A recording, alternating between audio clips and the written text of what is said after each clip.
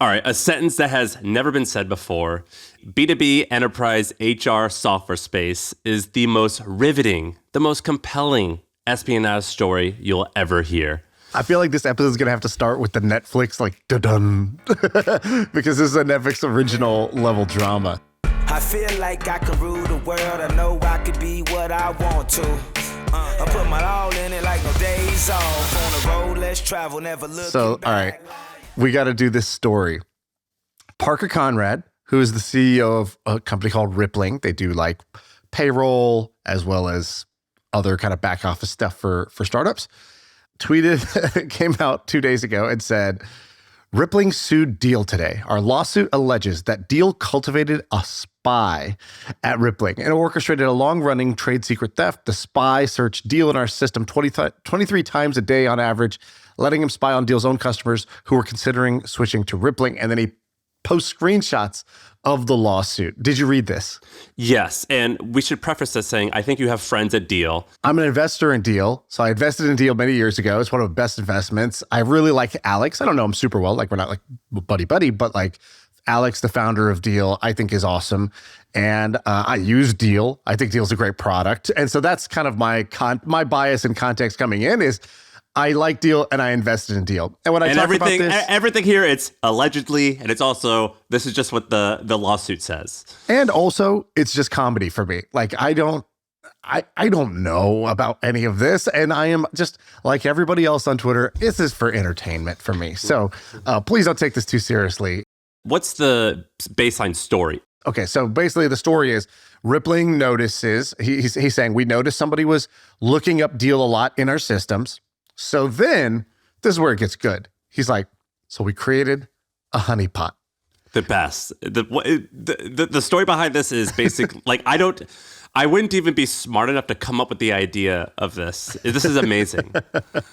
So the way it worked was, I think I read that it was Rippling's founder and their legal team and maybe one other executive were in a room one night saying to themselves, dude, Deel is spying on us. What is going on?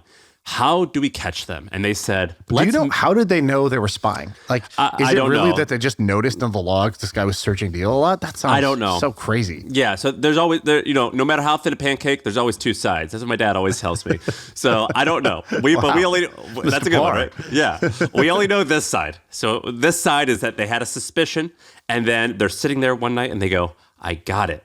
Let's make a screenshot, or let's actually make a fake Slack channel that no one at the company knows about. And we're going to call it Deel Defectors, meaning all of Deel's ex-employees who now work at Rippling, they're talking trash about Deel and they're spilling the beans. Turns out that was a channel that no one at the Rippling was a part of, but they emailed the Deel team and they go, this exists and you would love to see it. And then the next day after sending the letter, they notice someone tried to log in to this Deel Defectors Slack channel. And that seems strange since the only people who know about this are Deel's 3 people on their executive team and Rippling's 3-person executive team. And it wasn't us Rippling. Therefore, it had to be one of the Deel executives who knew about this espionage and spying situation and had access to the back end of Rippling's login. Is that right?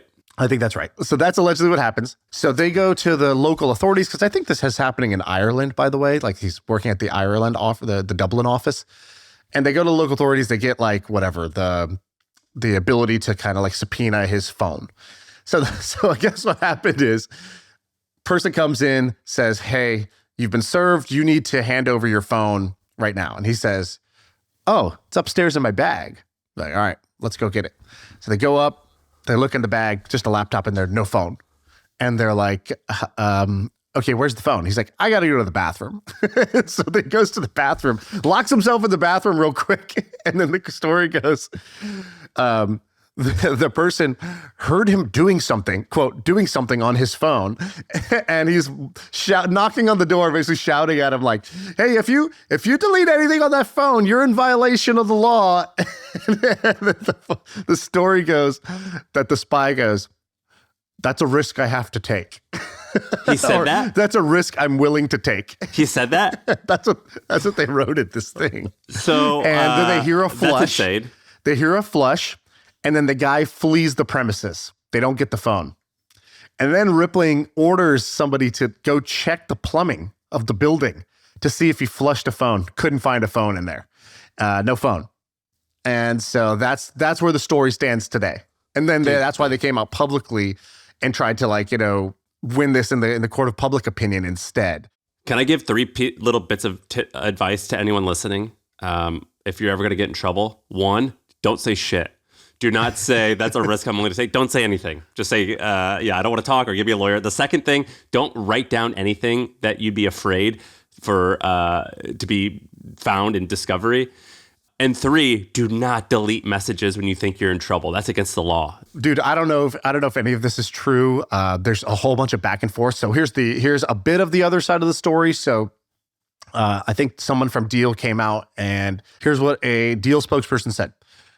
Weeks after Rippling is accused of violating sanctions law in Russia and seeding falsehoods about Deel, Rippling is trying to shift the narrative with these sensationalized claims. We deny all legal wrongdoing and look forward to asserting our counterclaims. All right. I, too, look forward to them asserting their counterclaims. You know what's funny is I lived in San Francisco, and so the guy who started Rippling, I was a customer. His name is Parker Conrad. Parker previously started Zenefits. And back in 13 or 14 or 15, that era, I think Zenefits was the fastest growing company ever. I think it grew to like 100 million in revenue, something insane. And Parker, from what I remember, he got fired by the board because Zenefits was like a payroll and benefits company, which means you need to be pretty uptight. And I think that he was accused of being a little loosey-goosey. Like, it was like people were... if I remember correctly, the articles were like people at the parties were like having sex in the hallways or something insane like that. And like, I don't think that was maybe that was happening, but I don't think that was the issue that got him. No, that was it. But that was like a canary in the coal. It was like, dude, this guy, like, he does it. Like, not everyone has their health benefits license, some license like that you need to sell benefits. I guess in order to like be a broker, a licensed broker, you had to have it in like every state that you were operating in. That's what it was. There's a bunch of compliance things. And what had happened was, either some people didn't have it, or there was another thing, which was he had created a macro, like a piece of software that would just take the tests for you. Yeah, that's what it was. You could like speed through this and get your license like way faster to keep up with the growth, and like kind of like you didn't actually do it yourself. And I think that's when he got in a lot of trouble. And he's got, again, in this case, like basically he got shamed. He got kicked out of the company. David Sachs took over. David Sachs, who was his COO and big investor. I think Sachs had put in like $10 or $20 million of his own money into the company, and then came in as COO because it was like the next big hot startup. And then this came out, and then Sachs basically threw Conrad under the bus. But they used like these guys are partying, they're banging in the hallways. Yeah, just made it look like the whole thing was a mess, whatever. Yeah. And then and he took over, and he got basically the shaft. And then Rippling was sort of his revenge company. But this guy finds himself in some drama, I guess. Parker likes to party. Parker's putting the PA at party. I mean, he likes to get down. And now I'm hearing about, I didn't know about this Russia stuff. So Parker lives life on the edge, and he's kind of the bad boy of the HR SaaS industry. What can you say? He needs to go Jensen leather jacket, just pure snakeskin. The bad boy of HR SaaS is here. I like Parker. Parker parties, man. Like, he gets down. He always finds himself in a sticky situation. Sign me up. Parker should come on to MFM, and we should go hang out. But this guy likes to party, All right, so... All right, a lot of uninformed speculation here. I feel like we're gonna get hit with a lawsuit here soon. We gotta be careful. All right, what's he gonna say, that he doesn't party? Like, is that slander? Parker's Ring doorbell has shown him to be home before 8 p.m. every night. Does the man in the polo and jeans not like to get down? We deny these allegations. All right, so, okay, whatever. So there's the Deel Rippling thing. There's a bunch of funny tweets about this. It's just good comedy. I have actually a different angle here. I don't know if you have anything else you want to say on this, but I have a different angle, which got me thinking, what are some other great examples of corporate espionage in history? And I have some for you, Sam. Oh, okay, cool. I like that. All right, so check this out. I went down a little rabbit hole, and I tried to find, examples of great corporate espionage cases that have happened in the past. I want to start with the British East India Company. Okay, are you prepared for this? So, basically back in the day, we're talking about like the 1800s, the British East India Company, basically it was a trading company between the UK and India, okay? And they did two notable things. One, which is unrelated to corporate espionage. Did you know they had their own corporate army? Well, I know that they were like the ballers of the earth. They like started in like 1600s and like basically like helped shape global trade. So they were so prolific that like other parts of Europe, like basically they were attacked on their trade routes and there was like a lot of security concerns. So they formed their own corporate military, which is pretty badass. And I think, awesome. If I'm Perplexity or something like that, if I'm like the third or fourth tier AI company right now, might just spin up a corporate military just to put some shine on me and what I'm doing, make it seem like I got some trade secrets that I need to protect. Like just armed guards going through Soma. It'd be amazing. Yeah, I think that every company needs like a fake enemy or a fake emergency to prepare for. I think it's good for them. It's like when I used to be in college and we would go out and, I'd be at the bar and just a lot of strikeouts was going on, pretty low batting average, pretty low slugging percentage, just taking a lot of L's. What was your cold approach open? What was my cold approach open? Okay, here we go. Ready? Sam, just turn around. I'll be the girl. I'm going to be the girl. And now you're just going to feel my body coming close to you. Yeah, so I was hanging out with this guy. Wait, hold on. What is this? Oh, you didn't want to grind? Oh, shit. No. Okay, my bad. Totally thought you wanted to grind. That was it? The mistake grind with the immediate apology shtick? That was if it was on the dance floor. All right, if we're not on the dance floor, if we're at the bar, ready? Yeah, so I'm just turned around. I'm looking over here. I'm just hanging out. Hey. Yeah? Do they do drinks here? Just an innocent question. That was it? Mine used to be, hey, sell a bet. How many oceans are there? 5 or 7? Oh, wow. That's great. I'm talking about pre-reading the book, The Game. Once I read the book, The Game, then it was, hey, you guys got to settle an argument here. And I just literally ripped the line from the book where it's like, my roommate's girlfriend is making him throw away all the pictures of his ex-girlfriend in his apartment. Is that crazy? Or is she, we think she's crazy. Is that crazy? And they're like, no, you got to get rid of that. And it's like, oh, do you want to be my girlfriend? No? Okay, never mind. Do you know what the worst line is? Is when I would steal all of the lines from the game, and then 1 out of 10 times a woman would reply and say, yeah, I read the game too, you douche. And it was just like, you go home so sad. That was the worst. I would have thought that worked. We have so much in common. We love the same books. I didn't have that turn shit into gold type of persona back then. I was there's a reason I was single for like not just all 4 years of college, but even 2 years after college. Like it was a long drought. I felt like the British East India Company just marching through the drought. That's not exactly a drought because the drought implies that that's not normal. Yeah, exactly. I guess it's just a desert. Yes. What are some other ones? Wait, by the way, have you ever done this with a company? Done what? Corporate espionage? You think I'm cool enough to do that? Like my extent of it was like having a friend at Facebook and them like telling me like what my competitors are doing. I've been there, done that a few times. Yeah. No, I've never done anything this cool, I don't think. But okay, I gotta tell you this British East India Company story. All right, so back in the day, China had like a monopoly on tea production. And this was a big problem. Tea was super popular. China made all the tea, and nobody could figure out how to make the tea. Nobody had the seeds. Nobody had any of the stuff you needed to like try to break that. So they were all trading with China to get tea, but they didn't have anything to trade back with China. So there was these huge trade imbalances, and so basically Britain, I think, was trading like opium into China as its only thing it could get into China. And China didn't like that. And it created what was called the First Opium War. And so there's literally a war broke out because of this trade imbalance with the tea.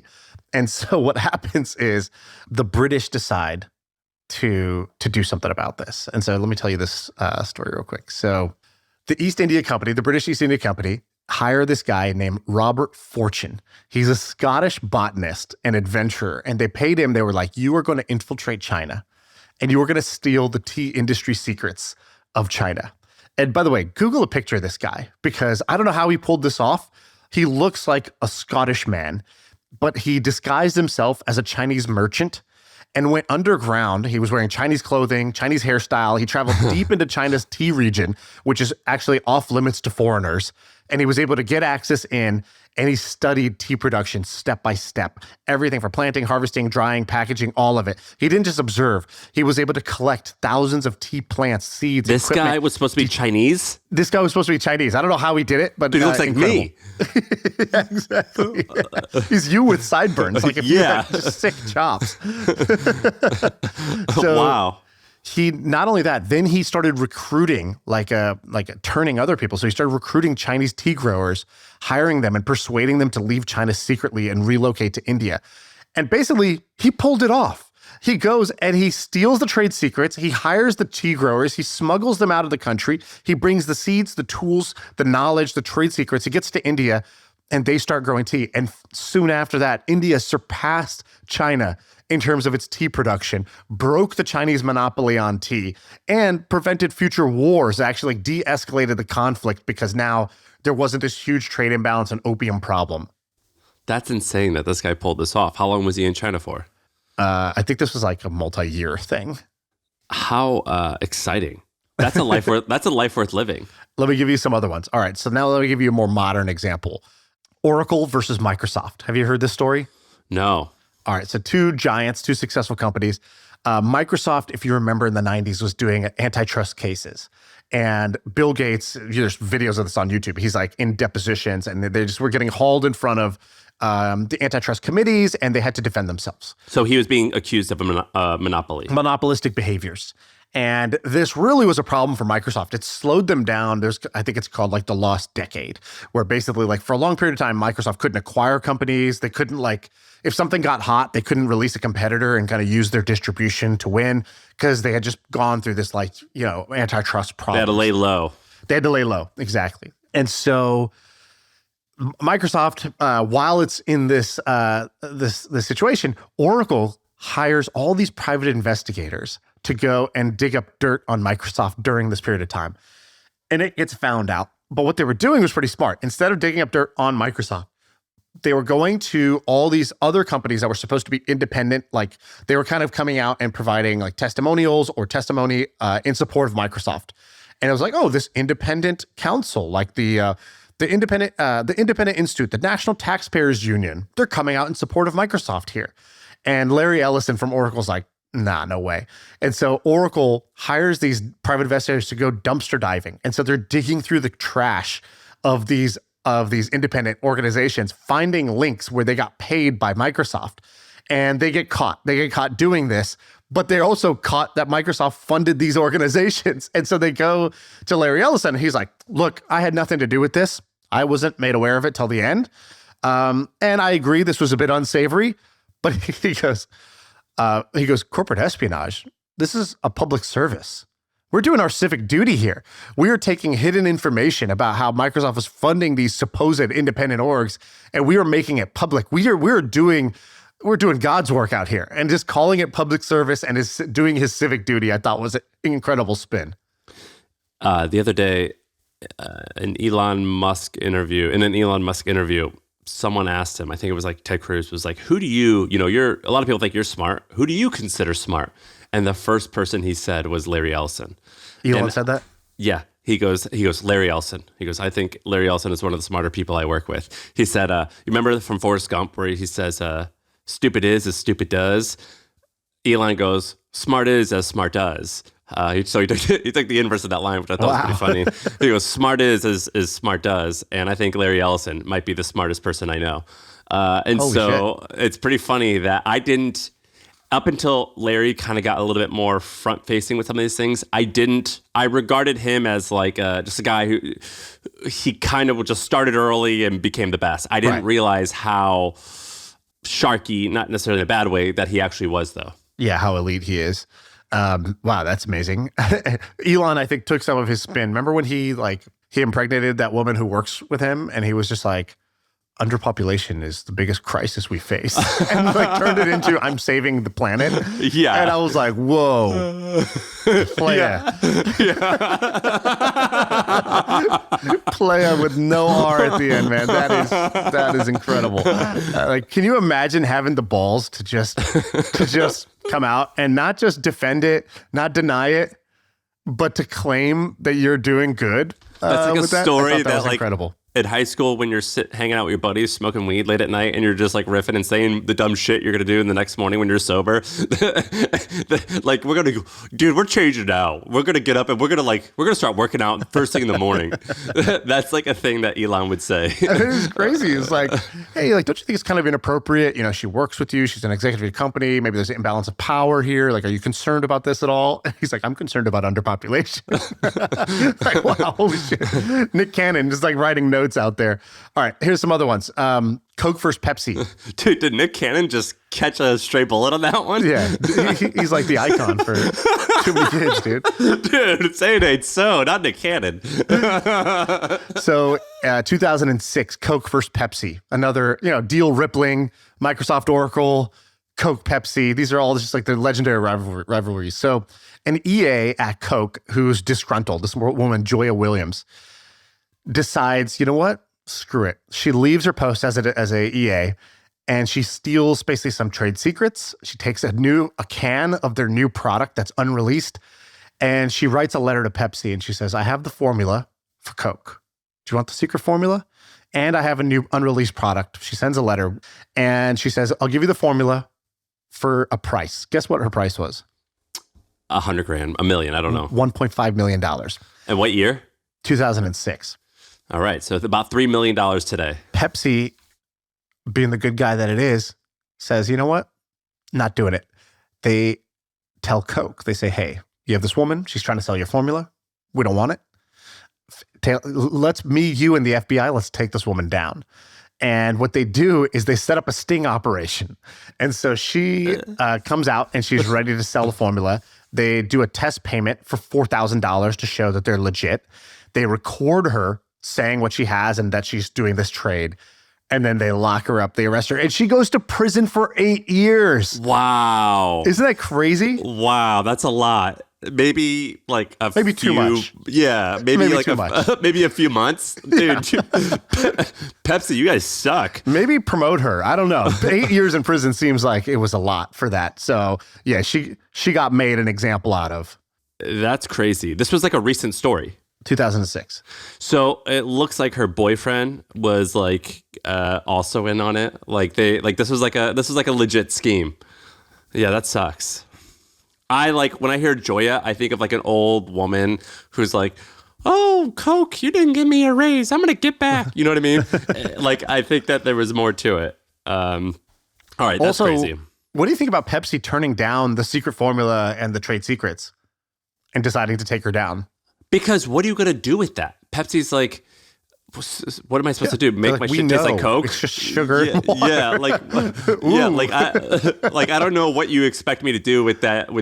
Because like the secret or the whole thing with Coke is that like only like a few people have access to it. Who the fuck knows? There's no way that's true, by the way. Let me give you a couple other quick ones. Uber and Waymo. Do you remember this one? You probably remember this. Yeah, the main character of Waymo stole a bunch of stuff from Google, and Uber was going to use it, and now Uber got sued. Yeah, so exactly. So basically, Anthony Lewandowski was this guy who worked at Waymo, and Travis Kalanick recruits him to Uber, wants him to set up the autonomous driving stuff at Uber. He was at Waymo, which is the autonomous driving thing inside of Google. He apparently downloaded 14,000 confidential files on the way out. Maybe a bit much, maybe a little too many files, and could have got away with a little less. They have the info. He ends up getting fired from Uber. Uber has to settle. Uber settles for 0.34% of Uber that Google owned, which is about $250 million of stock back in 2018, which I think is closer to $1 billion now of Uber stock. And he had to go to prison for 18 months. But then Trump pardoned him. Early, and so he got out. Why? He didn't want him to serve all 18 months, I guess. Well, I understand that's why a part of it exists. He's like, Anthony's a big football fan. I don't want him to miss the Super Bowl. It's only once a year. Let's get him out. So where's he now? That's a good question. Like, I wonder, is he like damaged goods, or is surely not? Like some VC was like, dude, I don't care. That you're like Martha Stewart. You're now cooler. He's the CEO of Pollen Mobile. Has been for 3 years. Okay, don't know what that is. Okay, these are great stories. I'm in on it. Do you want to hear something that's related to security and also I think is almost equally exciting? Yeah, wait. Before we finish, I just have one more little tidbit. The U.S., this is actually baked into the DNA of the United States. I don't know if you know that. Espionage. Corporate espionage. And so America's founding father and first U.S. Treasury Secretary, Alexander Hamilton, decided that, basically realized that the Europe was ahead of the U.S. and actually decided to encourage intellectual piracy. Doesn't all crime sound better when you just give it like a longer, like more letters, make it sound better?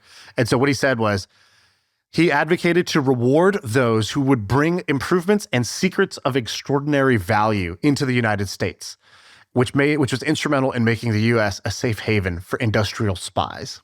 And they did. This guy, Samuel Slater, my boy. I love Samuel Slater. One of the greatest stories of all time. What's his story? So he brought British textile technology to the U.S.? What does that mean? Is he like they claim, sort of actually. They claim he was like, had a photographic memory. This is like the story that you're told as a kid, like in history class, which is that he had a photographic memory, but basically he was from England and he memorized and partially wrote down how factories in England worked. He came to America and he helped reinvent American factories, which spurred the Industrial Revolution, which arguably made America what it is. Are we pro-espionage? I think I might be. So, by the way, this guy's nickname, top 5 nickname, do you know Samuel Slater's nickname? No. Slater the Traitor? Yes, that's what they called him in the UK. Yes, but he was like welcomed with open arms here, and we loved him. So yes, Samuel Slater is sort of an American hero. That's crazy. At the age of 21, so he literally prison breaked it. He photographically memorized all these trade secrets and then came to America and gave them to us and spurred the Industrial Revolution and made America great again. Well, made not America again. Great for the first time. Yeah, for the first time. Yeah. The inaugural Make America Great for once. Yeah. Those hats are out of style. That's actually pretty funny. Yeah, he made America great. I have another story. So last year, there's two parts of the story. Last year, we talked about this company, Wiz. Wiz is a cybersecurity company. To most of our listeners, we mostly talk about small business stuff. These guys are not that. They're an enterprise cybersecurity company. But it has two amazing components. So one part of the story that you talked about, and by the way, these guys, Wiz, remember when we did Sarah's List? They were on Sarah's List. So right. We kind of, we didn't exactly nail it because it was, a little pat on the back. I don't know if the mic picked that one up. Because they were already like kicking ass, and I don't know what the multiple was on when we named them, but it was at least double. But there's two amazing stories about this. The first is how fast they grew. I want to like show you how fast they grew. But before we talk about how fast they grew, we got to talk about how they started. And you talked about this. Wait, you buried the lead. They're getting bought for $32 billion. That's why they got bought for $32 billion. Sorry. So this company, Wiz, is getting bought for $32 billion. The story of how they started is amazing. The story of how fast they grew, also amazing. It just happened the other day. But listen to this. So you, I think, are the one who brought this up. Were you the one who talked about this guy, Gilly? Yes. So Gilly is a Israeli cybersecurity veteran. So he's exited a few companies in the cybersecurity space. And he was also part of this elite group of cybersecurity specialists in the Israeli military called 8200, I believe it's called. And he invented CAPTCHA. He invented like a certain type of firewall. He invented a lot of shit. He's an OG, the OG's OG in cybersecurity. And so he has this thing, I believe it's called Cyber Starts. Yes. You can call it an incubator or a VC firm, but here's how it works. So he teams up with a lot of young ex-military 8200, I think that's 8200 is the name of the part of the military where it's the cybersecurity specialist. So you leave that after you finish your compulsory service and you go to Gilly, Gilly, sign me up. I want to start a company. And so what Gilly has done is he has this fund, and in the fund is dozens or even hundreds, I believe, of cybersecurity officers at large companies, not just Israeli companies, but American companies. And what they do, these cybersecurity officers, is yes, they say, here's the problems I need solved, Gilly. Go have your young founders create products to solve these problems, and I will be your first customer. And Gilly goes to these founders and goes, guys, I'm going to invest in your company. Here's the idea to get you started. I guarantee you $2 million in revenue in the first year. And that's amazing because these companies will sell or They can raise their next round of funding at 20 times $2 million in revenue. So with $2 million in revenue the first year, they can raise money at a $40 million valuation. That's a no-brainer. Now, what's pretty controversial is these CISOs, these chief information officers at these companies, or what's a CISO? A chief information and security officer. Information. They own pieces of Gilly's fund. And anytime one of these startups does well and succeeds, they get paid out. And so it's this very insular group of a lot of Israeli guys. So they have that bond over that. They have the bond over being Jewish, and they have the bond that they probably all came from a very similar part of the Israeli army. So there's this like bond after bond after bond. And they're like, yeah, look, we'll help you. We'll get you off the ground. And then we're going to get the money. It just flows around nicely. And so that's what he did with these guys, Wiz. And isn't that a crazy setup? It's amazing. So I'm going to read you this. The numbers from his CyberStarts fund are phenomenal. It's about 6-7 years old now.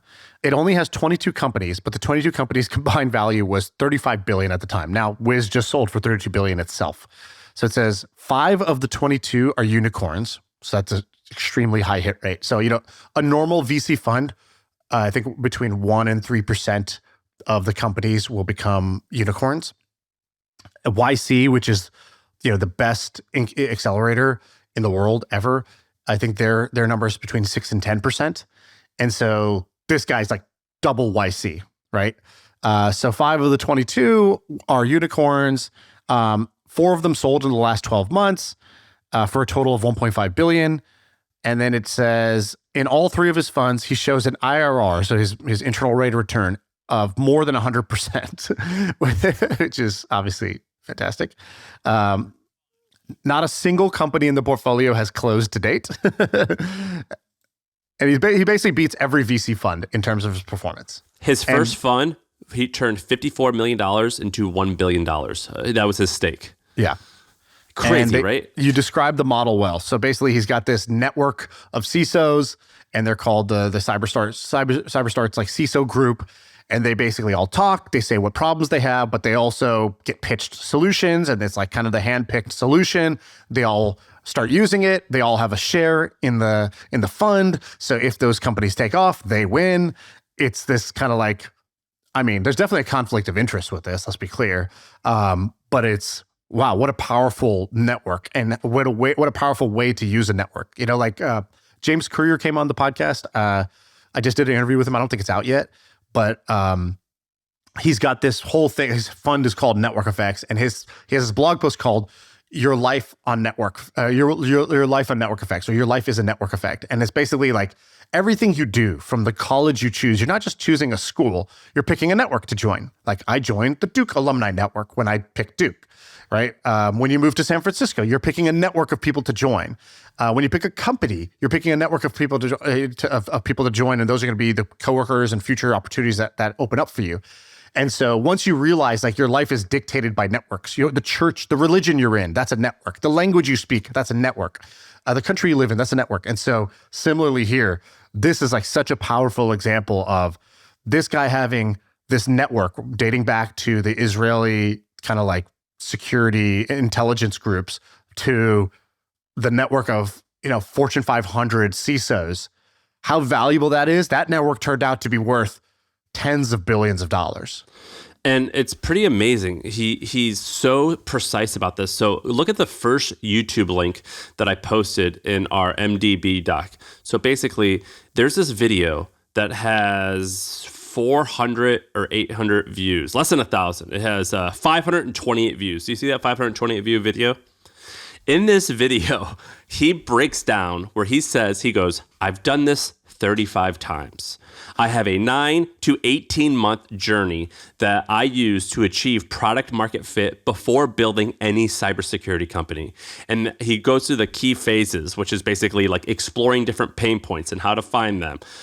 You spend 7 months developing the right solution that mere mortals can use. And then here are the questions that you need to ask prospects. Here's how you find prospects. Dude, this is great. What a great find. Only 500 views on this guy who's given out like $1 billion playbook. And he talks about how you want to accelerate the timeline and what the benchmarks is. He gives this whole playbook that he uses. And he goes, I've done this 35 times and we've turned this into billions of dollars. It's incredible. Now, here we are with Wiz. So Wiz was founded by a guy named, what is his first name? Asaf? Is it Asaf? Or his last name's Rappaport. But he basically had a company that he had previously sold for something like $350 million. And he did it when he was like a kid still. So when you think when someone does that, well, why on earth are you going to join this thing? Well, he did join this thing. And he left Microsoft. And he even explains, he's like, he sold this company to Microsoft and he left. And he's like, I'm afraid to leave Microsoft. I'm not sure what to do. So he joins this thing. And listen to the timeline that Wiz went through. So Wiz was founded in... When you say he joined this thing, he joined what? Gillies, CyberStarts, sorry. Oh, he joined CyberStarts, okay. He joined CyberStarts, Gillies thing. And he starts the company in January of 2020. And they go through and because he was already successful and he was part of this Gilly crew, right out the bat, they raised $21 million in funding and they're able to hire a team of 10 to 20 people. By December of that first year, they raised $100 million. So fast forward 1 year to March. So we're still in winter of 2021. That's 1 year after founding.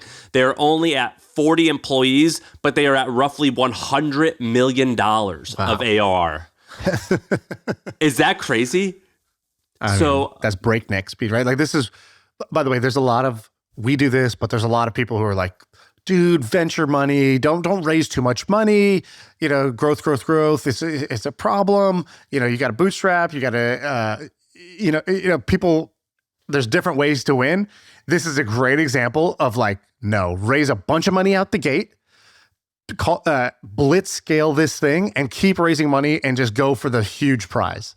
And I have like a takeaway on that. But 2 years after starting the company, we are now in winter of 2021. They raised $250 million at a $6 billion valuation. This is a handful of months after they've already reached $100 million in revenue with 40 people 18 months in. Now we're in the year 2022. This is the second year of business.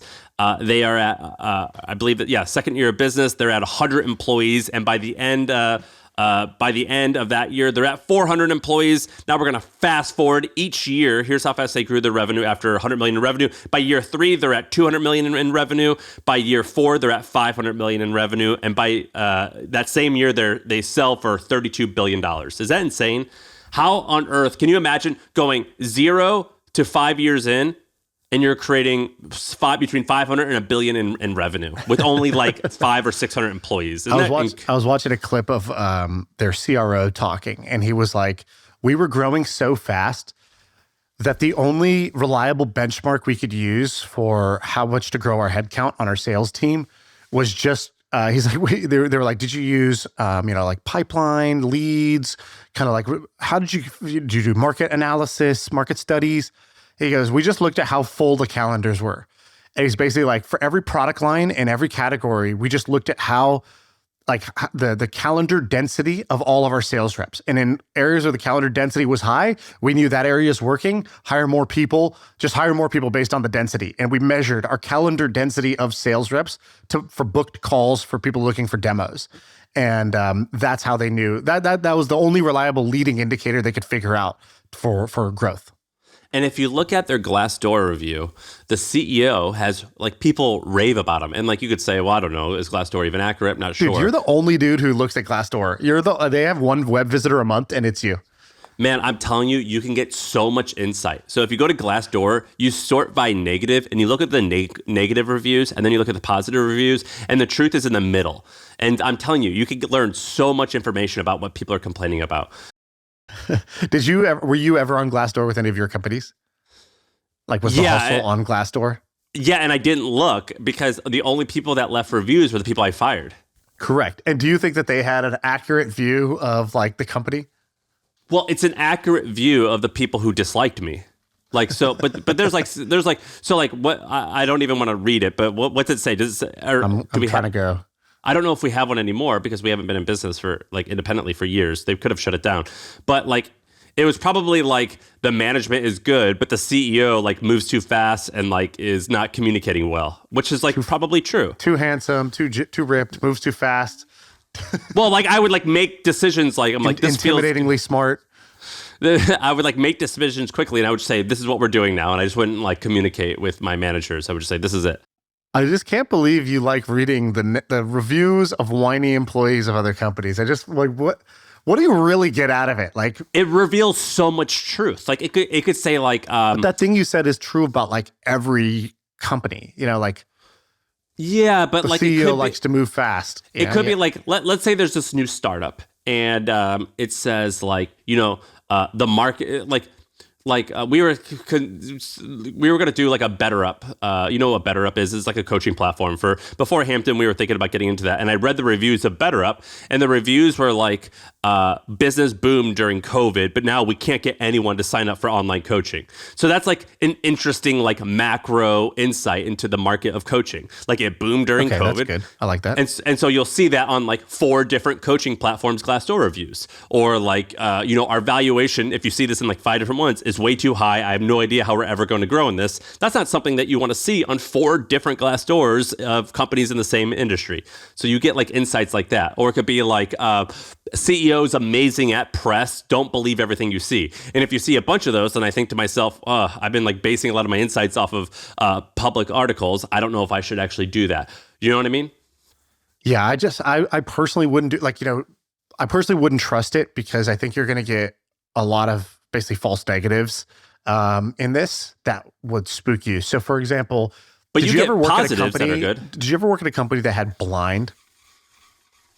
I didn't work at a company when that existed. No, or like I used to read probably it. Had one. You probably just didn't join it. But like, blind is basically a private social network. So let's say you work at a big company. There's an app called Blind. You log in. You have to use I think you have to show that you have a work email there. So like only people who work at the company can see it and can post there. And it still exists? But it's all anonymous. Yeah, it still exists. And it's all anonymous. And it's basically just like a back channel for people to bitch and moan and complain. And then the upside would be that they, there's kind of like a whistleblowery type of thing where you could call out hard truths that you're not going to call out. But the reality is that it was all just complaints. And the problem was it was misguided complaints. So like, for example, at Twitch, it's like I was on the exec team. So I knew all the numbers of the company. I knew what was going on. I knew the strategy. I knew who was smart. I knew who wasn't because I'm sitting with these people every day. And then you read a review on Blind or like a post on Blind from someone who's like just like a mid-level employee, some engineering manager somewhere. They would often be like, there's no way we're going to hit our numbers. I'm like, dude, we're hitting our numbers. What are you talking about? I could see the numbers. You don't have access to the numbers. So you're just like, just talking out your ass basically. But, and the loudest, most sort of extreme voices would get the most play, right? They would get the most attention. And so it's the same way, like, when Dropbox launches on Hacker News and the top comment is like, no one's ever going to use this. And he can give you a highly intelligent breakdown of why nobody's ever going to use Dropbox. And the Dropbox becomes like so big, right? So I think like a lot of these anonymous message board type things are too biased towards negativity from people who don't have real information and are too prone to false negatives to be trusted. So like for every example you could find where you get signal, you're going to find counter signal, which means to me, I can't use this because I can't differentiate signal and counter signal properly. Only in hindsight, No, I think if you read enough of them, I think you can start it. Like, for example, if you're trying to understand like a macro trend or industry analysis, I think you can see trends in the Glassdoor reviews. And I think that it could help paint a picture, but not be, it's not a fact. It's just like, right. Does this jive with other sources that I'm learning about? So that's why I'm on board with it. By the way, agree to disagree. Like, I think you're right. I don't think you're wrong. I think there's some problems with it, but there's some utility. You're the only guy I know who uses it, which I find like funny. Well, like I wanted to learn about the CEO, and I'm like, what makes a CEO so great? And I read an article about him, and it was like, don't mistake this guy's gentleness for ruthlessness. It said, don't mistake Asaf's gentleness for someone who is willing to play by the rules. Yeah. And I was like, that's like an interesting title. So this guy's like, must be like a really nice guy, but he's ruthless and he's kind of a killer. That's like an interesting trait. Like, is there like anything I can learn from his personality? And I went and read his Glassdoor reviews, and he had glowing reviews as a CEO where people are like, nice guy, but total hard ass. And I just thought like that is that mix, those mixes of those two traits, when you mix like you could be polite and like hardcore. I respect that. I like that. Is this a person I want to learn from? That was kind of like my insight from looking at the Glassdoor reviews and also reading interviews, things like that. Right. And so I just thought it was fascinating. But we had Marc Lore on the pod. Marc started diapers.com, which he grew like during like the .com boom, and he sold for hundreds of millions of dollars. Then he did the same with jet.com, sold that for billions of dollars. Now he's got a new thing. Have you seen this new thing? It's called, I think, Wonder. Wonder, yeah. And he had this thing when he came on the pod. By the way, when he came on the pod, we could tell that he didn't have a laptop, and we were like, are you calling from your iPhone? And he was like, yeah, I don't use laptops. And we were like, is that like a billionaire thing? And he was like, he was awesome, by the way. I love that guy's energy. Like he was super positive, super energetic, super optimistic. He was great, right? Charismatic. He was fun. He was a fun guest to have on the pod. I would love to have him on. Yeah, we got to get him back on. Well, on the pod, we asked him how he did it, and he had one phrase that has always stuck with me because it was almost like saying, I'll explain why it stuck with me, but it was called vision, capital, and people. He goes, those are the three things I care about. He goes, I find a really big idea and a big opportunity. I raise a ton of money, and then I go and hire the best people, and I pay them all of that money that I raised. And I sort of get out of the way and let them do the work. And I have a bootstrap company. You have only done mostly done bootstrap companies. It's really hard to do that because you don't have a lot of money to pay people. So you're doing the work. So it feels like a grind. And this company, Wiz, is sort of a good example of the founders. They found amazing opportunity. They raised shitloads of money. And this is a perfect example of how it's done when you have a really big idea and you have a really big opportunity and you have a ton of money. And I think it's as hard as a bootstrap startup. Do you know what I mean? Like they're of equal challenging and stressfulness. Equal? I don't know. This scaling at breakneck speed seems a lot more challenging to me. I think if you had a small bootstrap startup that was growing quickly, you would feel a similar amount of stress, but there is no That's true. But there is no chance that you would have a $32 billion exit in 5 years. One of the funny things about life is that if you decide to start a business, you're going to spend, let's just call it 10 hours a day, maybe 12 early on, just obsessed. Your mind is just obsessed with this company. 10 hours a day, 12 hours a day, every single day. It doesn't matter if that's a taco truck. It doesn't matter if it's Wiz selling for $32 billion. It's still going to take 10 to 12 hours a day of your time and mind share. It's still going to stress you out pretty much equally if you are doing a thing that's, 1 million in ARR and you're trying to pay the bills and you're trying to pay yourself and you're trying to grow and you're trying to do all those things. Well, guess what? These guys are also trying to pay the bills, trying to grow, trying to do all that stuff. So you're right. Like the stress levels are more based on you as a person than the company that you're doing. And the time is equal, whether you have, it doesn't matter how many zeros are at the end of the sides of the business. This was probably one of the most important lessons my dad taught me. He was like, my first business was in the restaurant industry. And my dad worked in oil and gas his whole life. He worked for BP. And so he was like, yeah, the energy industry is just like the restaurant industry. You're going to spend the same 10 hours a day, except in this one, there's 3 extra zeros on the end of every project. And so would you rather spend that same time on a small project or a bigger project? Like that's what you're deciding between here. And I was like, which is sort of hard to hear, right? Like you're like, I'm dedicating my life to this thing. You're dedicating your life to this thing, but your prize is so much bigger.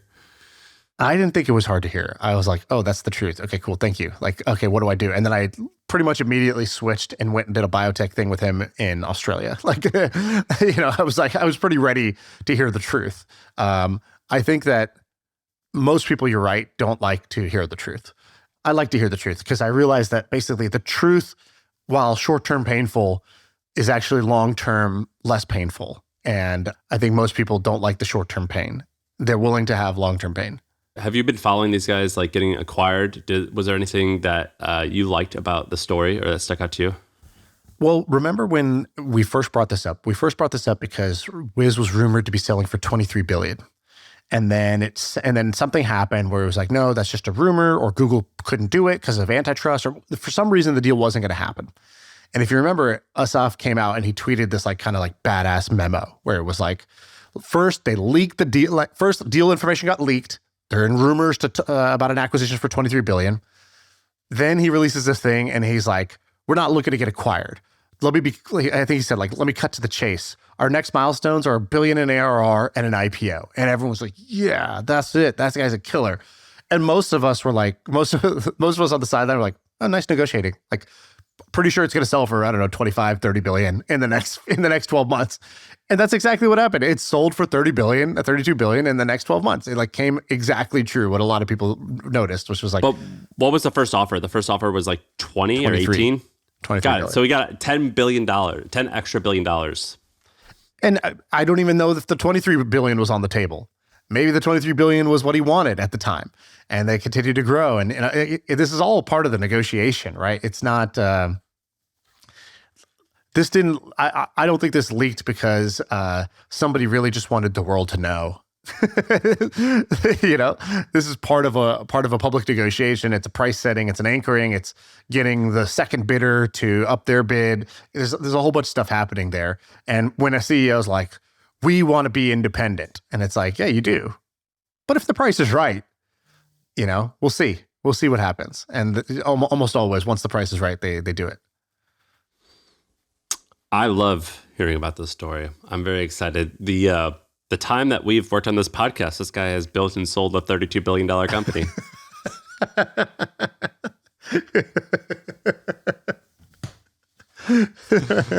Well, when you put it like that. Yeah, but does he have 650,000 subscribers on YouTube? Probably not. And now he will try to. I bet you this guy's going to get into podcasting. That was the funniest tweet I saw the other day. It goes, even kings and billionaires want to be podcasters. And I was like, it's true, dude. Like you see, whether it's billionaires on the All In podcast or Bill Gurley in his podcast, you have Bill Gurley's podcast in his podcast. Elon is tweeting and like crazy and trying to get his word out there. You see Gavin Newsom starting his new podcast. They all want what we got, Sam. They all want what we got, and we'll sell it to them for $32 billion. It's always been this way. You look at like who has bought Time Magazine and with Washington Post and Bezos, king, or once you're rich, you always want to be king. And to be king oftentimes is to own a media company for some reason. It's been that way for hundreds of years. Yeah. It's basically just like, there's three buckets. If you're rich but lack status, you're going to chase status. And if you're high status but no money, you're going to chase money. And if you have rich and status, you're going to chase power. And those are the three. You will fill those up. Like somebody, I have a friend who knows Elon, and he was telling me, he's like, Elon gets all this criticism right now for backing Trump and Doge and all this stuff. And the thing people say is like, he's doing this to give Tesla or whatever an unfair advantage. He's doing this to enrich himself. And he's like, are you an idiot? He's like, he's not doing this to enrich himself. He wants status. Like not that, he's doing this altruistically, but he wants status. That's of course what people want when they have the money, they want the status. And when they have the status, they want the power. Like those are the three like things that draw people to do crazy stuff. Yeah, he wants something, but it's not money. Yeah, he's got, I think at this point, when you have that much money, more money is probably boring. His father did a good thing on DJ Vlad, where he was talking about how he was like, Elon, I knew after he sold Zip2 that he wouldn't stop until he was number one, the richest person in the world. He's like, Did he say that? Yeah, he goes, I knew that's what he wanted to do, and he would never stop until he was number one. I could tell he was like that since he was a kid. Wait, so Elon's dad did an interview with Vlad TV? Yeah, didn't we talk about this? Yeah, there No. was dude. What else was in this? This is incredible. So Vlad TV, part of Black YouTube, one of my favorite niches of YouTube. He had what's Elon's dad's name? I don't know. Emerald or something like that. I forget his name. He had his dad on the other day, and DJ Vlad is weird. He never just releases the whole episode. Errol Musk. Errol. He like releases like clips. And he's been releasing clips over the past month of this interview. And he talks about what Elon was like as a kid and how, like, are the rumors true that you are rich? And it sounds like this guy and Elon are exactly the same, where he made some money and then he's like, we're going to spend it all buying this farm and turn this farm into a thing. And it went broke. And he's like, well, I'm going to convince some other people to give me money. We're going to start this new thing. And that worked. And he went rich and bust, like, constantly. And he was like, I loaned Elon money to start Zip2, and that turned into $30 million. And I knew when he made that money, he was never going to stop until he was number one. And he just tells these crazy stories along the way. Dude, we need to do a whole reacts video. Was the interview good? It's pretty good. It's shocking that, like, if my father said any of this shit publicly, it's weird, dude. It's very, like, they talk exactly the same. The way their tone of voice is. All the comments are like, his laugh is a DNA test in itself. Or they're timestamping and it says, I swear this is Elon. The face mimics it. The way he laughs, the way he rolls his eyes. I could see Elon here. This laugh is a paternity test. Like the spacing in words, you know how Elon talks slow? He has like a very like unique structure, how he talks. It's exactly the same. And his dad is insane, by the way. Like there's like some crazy story about how he is now married to his stepdaughter. Like he does some wacky ass shit. He's married to his stepdaughter? Something weird like that. Oh, yeah, he has a kid with his stepdaughter. Yeah, and there's like just when he's talking, you see, I understand why the children who you raised, why they're insane. And why they're ultra, like, in order to be ultra successful, you have to have some type of like weird, like, daddy issue. And I see him and I'm like, oh, yeah. I get why you have a daddy issue because you're insane. Like, he reveals stuff. Like, he'll be like, yeah, Elon, like, was crying to me when he was like 23. And I thought, how weak. Like, he like will tell a story where he's like disrespecting his son in front of everyone. And I'm like, oh, you're an asshole. That's why your son behaves this way sometimes. It's like a very interesting interview. And has been totally under talked about. Yeah, this is crazy. This is a 2.5 hour interview. Oh, did he release the whole thing finally? When did that get released? Normally, a month ago. He normally does like clips. Like he releases clips. It's a 2.5 hour interview released a month ago. How many views does it have? 171,000. That's it? Yeah. just to put that into perspective here, DJ Vlad's most popular interview is with, let's see, who's he got here? Boozy. Boozy has 6.5 million views. Cardi B, 5.7 million. I mean, Boozy's a good listen. It's a great interview. Da Baby, 5 million. so we're gonna have to like watch the whole thing, but there's like crazy good insight into all this, and it like my takeaway from all this is like it's not worth being successful if you and your father behave this way to one another. Like it's very strange to see. Like you don't have to be a psychologist to like watch this and be like, I understand why this family's screwed up. Yeah, messed up family. Okay, wow, that's amazing. All right, corporate espionage stories. You got what you wanted. Remember, everything on this podcast is allegedly, and this is a comedy podcast. Thank you very much. Don't come after us. All right, that's it. That's the pod. I feel like I can rule the world. I know I could be what I want to. I put my all in it like no days off. On the road, let's travel, never looking back.